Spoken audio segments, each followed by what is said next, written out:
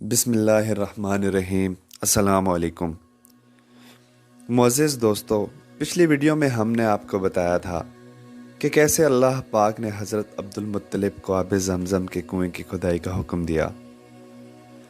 ज़मज़म की खुदाई से पहले हज़रत अब्दुल मुत्तलिब ने दुआ मांगी थी कि ए अल्लाह, इसकी खुदाई को मुझ पर आसान कर दे। मैं अपना एक बेटा तेरे रास्ते में ज़बह करूँगा। अब जब कि कुआं निकल आया तो उन्हें ख्वाब में हुक्म दिया गया, अपनी मन्नत पूरी करो, यानी एक बेटे को ज़बह करो। अब्दुल मुत्तलिब को यह हुक्म उस वक्त दिया गया जब वो अपनी मन्नत भूल चुके थे। पहले ख्वाब में उनसे कहा गया, मन्नत पूरी करो। उन्होंने एक मेंढा ज़बह करके गरीबों को खिला दिया। फिर ख्वाब आया, इससे बड़ी पेश करो। इस मर्तबा उन्होंने एक बैल ज़बह कर दिया। ख्वाब में फिर यही कहा गया, इससे भी बड़ी पेश करो। अब उन्होंने ऊंट ज़बह किया। फिर ख्वाब आया, इससे भी बड़ी पेश करो। उन्होंने पूछा, इससे भी बड़ी क्या चीज़ है? तब कहा गया, अपने बेटों में से किसी को ज़बह करो, जैसा कि तुमने मन्नत मानी थी। अब उन्हें अपनी मन्नत याद आई। अपने बेटों को जमा किया, उनसे मन्नत का जिक्र किया। सब के सर झुक गए। कौन खुद को ज़बह करवाता? आखिर अब्दुल्लाह बोले, अब्बा जान, आप मुझे ज़बह कर दें। ये सबसे छोटे थे, सबसे खूबसूरत भी थे। सबसे ज़्यादा मोहब्बत भी अब्दुल मुत्तलिब को उन्हीं से थी। लिहाजा उन्होंने कुरा अंदाज़ी करने का इरादा किया। तमाम बेटों का नाम लिखकर कुरा डाला गया। अब्दुल्लाह का नाम निकला। अब उन्होंने छुरी ली, अब्दुल्लाह को बाजू से पकड़ा और उन्हें ज़बह करने के लिए नीचे लिटा दिया। जो ही बाप ने बेटे को लिटाया, अब्बास से ज़ब्त ना हुआ, फौरन आगे बढ़े और भाई को खींच लिया। उस वक्त ये खुद भी छोटे से थे। उधर बाप ने अब्दुल्लाह को खींचा। इस खींचा तानी में अब्दुल्लाह के चेहरे पर खराशी भी आई। इन खराशों के निशानात मरते दम तक बाकी रहे। इसी दौरान बनु महरूम के लोग आ गए। उन्होंने कहा, आप इस तरह बेटे को ज़बह ना करें, उसकी माँ की ज़िंदगी ख़राब हो जाएगी। अपने रब को राज़ी करने के लिए बेटे का फ़िदिया दे दें। अब सवाल ये था कि फ़िदिया क्या दिया जाए। इसकी तरकीब ये बताई गई कि कागज़ पर 10 ऊँट लिखे जाएं, दूसरे पर अब्दुल्ला का नाम लिखा जाए। अगर 10 ऊँट वाली पर्ची निकले तो 10 ऊँट कुर्बान कर दिए जाएं, और अगर अब्दुल्ला वाली पर्ची निकले तो 10 ऊँट का इजाफा कर दिया जाए। फिर 20 ऊँट वाली पर्ची और अब्दुल्ला वाली पर्ची डाली जाए। अब अगर 20 ऊँट वाली पर्ची निकले तो 20 ऊँट कुर्बान कर दिए जाएं, वरना 10 ऊँट और बढ़ा दिए जाएं। इस तरह 10-10 करके ऊँट बढ़ाते जाएं। हज़रत अब्दुल मुत्तलिब ने ऐसा ही किया। 10-10 ऊँट बढ़ाते चले गए। हर बार अब्दुल्लाह का नाम निकलता चला गया, यहाँ तक कि ऊँटों की तादाद 100 तक पहुँच गई। तब कहीं जाकर ऊँटों वाली पर्ची निकली। इस तरह उनकी जान के बदले 100 ऊँट कुर्बान किए गए। अब्दुल मुत्तलिब को अब पूरा इत्मीनान हो गया कि अल्लाह ताला ने अब्दुल्लाह के बदले 100 ऊँटों की कुर्बानी मंजूर कर ली है। उन्होंने काबे के पास 100 ऊँट कुर्बान किए और किसी को खाने से ना रोका। सब इंसानों, जानवरों और परिंदों ने उनको खाया।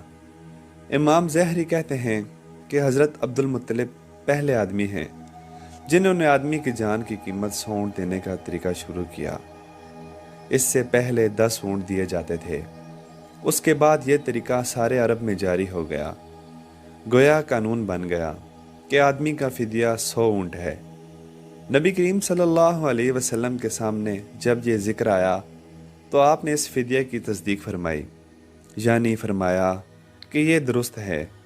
और इसी बुनियाद पर नबी करीम सल्लल्लाहु अलैहि वसल्लम फरमाते हैं, मैं 2 ज़बीयैन यानी हज़रत इस्माईल अलैहिस्सलाम और हज़रत अब्दुल्लाह की औलाद हूँ।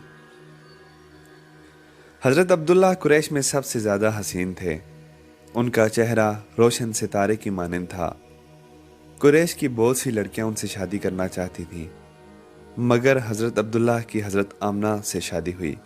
यहाँ आपको बताते चलें, हज़रत आमना वहब बिन अब्द मनाफ बिन ज़हरा की बेटी थी। شادی کے وقت حضرت عبداللہ کی عمر 18 سال تھی۔ یہ شادی کے لیے اپنے والد کے ساتھ جا رہے تھے۔ راستے میں ایک عورت کعبے کے پاس بیٹھی نظر آئی۔ یہ عورت ورقہ بن نوفل کی بہن تھی۔ ورقہ بن نوفل قریش کے ایک بڑے عالم تھے۔ ورقہ بن نوفل سے اس کی بہن نے سن رکھا تھا کہ وقت کے آخری نبی کا ظہور ہونے والا ہے، اور ان کی نشانیوں میں سے ایک نشانی یہ ہوگی کہ ان کے والد کے چہرے میں نبوت کا نور چمکتا ہوگا۔ جو ہی اس نے عبداللہ کو دیکھا، فوراً اس کے ذہن میں یہ بات آئی۔ اس نے سوچا، ہو نہ ہو یہ وہ شخص ہے جو پیدا ہونے والے نبی کے باپ ہوں گے۔ چنانچہ اس نے کہا، اگر تم مجھ سے شادی کر لو تو میں بدلے میں تمہیں اتنے ہی اونٹ دوں گی جتنے تمہاری جان کے بدلے میں ذبح کیے گئے تھے۔ اس پر انہوں نے جواب دیا، میں اپنے باپ کے ساتھ ہوں، ان کی مرضی کے خلاف کچھ نہیں کر سکتا، نہ ان سے الگ ہو سکتا ہوں، اور میرے والد باعزت آدمی ہیں، اپنی قوم کے سردار ہیں۔ بہرحال ان کی شادی حضرت آمنہ سے ہو گئی۔ آپ قریش کی عورتوں میں نسب اور مقام کے اعتبار سے افضل تھیں۔ حضرت آمنہ حضرت عبداللہ کے گھر آ گئیں۔ آپ فرماتی ہیں، جب میں ماں بننے والی ہوئی تو میرے پاس ایک شخص آیا، ایک فرشتہ انسانی شکل میں آیا۔ اس وقت میں جاگنے اور سونے کے درمیانی حالت میں تھی۔ اس نے مجھ سے کہا، کیا تمہیں معلوم ہے تم اس امت کے سردار اور نبی کی ماں بننے والی ہو؟ اس کے بعد وہ پھر اس وقت آیا جب نبی صلی اللہ علیہ وسلم پیدا ہونے والے تھے۔ اس مرتبہ اس نے کہا، جب تمہارے ہاں پیدائش ہو تو کہنا، میں اس بچے کے لیے اللہ کی پناہ چاہتی ہوں ہر حسد کرنے والے کے شر اور برائی سے۔ پھر تم اس بچے کا نام محمد رکھنا، کیونکہ ان کا نام تورات میں احمد ہے، اور زمین اور آسمان والے ان کی تعریف کرتے ہیں، اور انجیل میں ان کا نام احمد ہے کہ آسمان اور زمین والے ان کی تعریف کرتے ہیں، اور قرآن میں ان کا نام محمد ہے صلی اللہ علیہ وسلم۔ حضرت عبداللہ کے چہرے میں جو نور چمکتا تھا، شادی کے بعد وہ حضرت آمنہ کے چہرے میں آ گیا تھا۔ امام زہری فرماتے ہیں، حاکم سے یہ روایت بیان کی جاتی ہے اور اس کو صحیح قرار دیا ہے کہ صحابہ رضی اللہ عنہم نے حضور نبی کریم صلی اللہ علیہ وسلم سے عرض کیا، اے اللہ کے رسول، ہمیں اپنے بارے میں کچھ بتائیے۔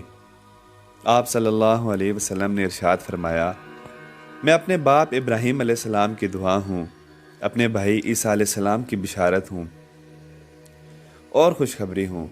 جب میں اپنے والدہ کے شکم میں آیا تو انہوں نے دیکھا، گویا ان سے ایک نور ظاہر ہوا ہے جس سے ملک شام میں بصرہ کے محلات روشن ہو گئے۔ حضرت آمنہ نے حضرت حلیمہ سعدیہ سے فرمایا تھا، میرے اس بچے کی شان نرالی ہے، یہ میرے پیٹ میں تھے تو مجھے کوئی بوجھ اور تھکن محسوس نہیں ہوئی۔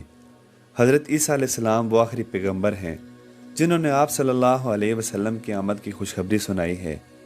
اس بشارت کا ذکر قرآن میں بھی ہے۔ سورۃ صف میں اللہ تعالیٰ فرماتے ہیں، اور اسی طرح وہ وقت بھی قابل ذکر ہے جبکہ عیسیٰ ابن مریم علیہ السلام نے فرمایا کہ اے بنی اسرائیل، میں تمہارے پاس اللہ کا بھیجا ہوا ہوں کہ مجھ سے پہلے جو تورات آ چکی ہے میں اس کی تصدیق کرنے والا ہوں، اور میرے بعد جو ایک رسول آنے والا ہے ان کا نام مبارک احمد ہوگا، میں ان کی بشارت دینے والا ہوں۔ اب چونکہ حضرت عیسیٰ علیہ السلام یہ بشارت سنا چکے تھے، اس لیے ہر دور کے لوگ آپ صلی اللہ علیہ وسلم کی آمد کا بے چینی سے انتظار کر رہے تھے۔ ادھر آپ کی پیدائش سے پہلے ہی حضرت عبداللہ انتقال کر گئے۔ سابقہ کتب میں آپ کی نبوت کی ایک علامت یہ بھی بتائی گئی ہے کہ آپ کے والد کا انتقال آپ کی ولادت سے پہلے ہو جائے گا۔ حضرت عبداللہ ایک تجارتی قافلے کے ساتھ تجارت کے لیے گئے تھے۔ اس دوران بیمار ہو گئے اور کمزور ہو کر واپس لوٹے۔ قافلہ مدینہ منورہ سے گزرا تو حضرت عبداللہ اپنے نانہال یعنی بنو نجار کے ہاں ٹھہرے۔ ان کی والدہ بنو نجار سے تھیں۔ 1 ماہ تک بیمار رہے اور انتقال کر گئے۔ انہیں یہیں دفن کر دیا گیا۔ تجارتی قافلہ جب حضرت عبداللہ کے بعد مکہ مکرمہ پہنچا اور عبد المطلب کو پتہ چلا کہ ان کے بیٹے عبداللہ بیمار ہو گئے ہیں اور مدینہ منورہ میں اپنے نونہال میں ہیں، تو انہیں لانے کے لیے عبد المطلب نے اپنے بیٹے زبیر کو بھیجا۔ جب یہ وہاں پہنچے تو عبداللہ کا انتقال ہو چکا تھا۔ مطلب یہ کہ آپ صلی اللہ علیہ وسلم اس دنیا میں اپنے والد کی وفات کے چند ماہ بعد تشریف لائے۔ اگر آپ کو ہماری ویڈیو اچھی لگی ہو تو ہمارے چینل کو سبسکرائب کر لیجئے تاکہ اسی طرح کی معلوماتی ویڈیوز آپ تک پہنچتی رہیں۔ اللہ حافظ۔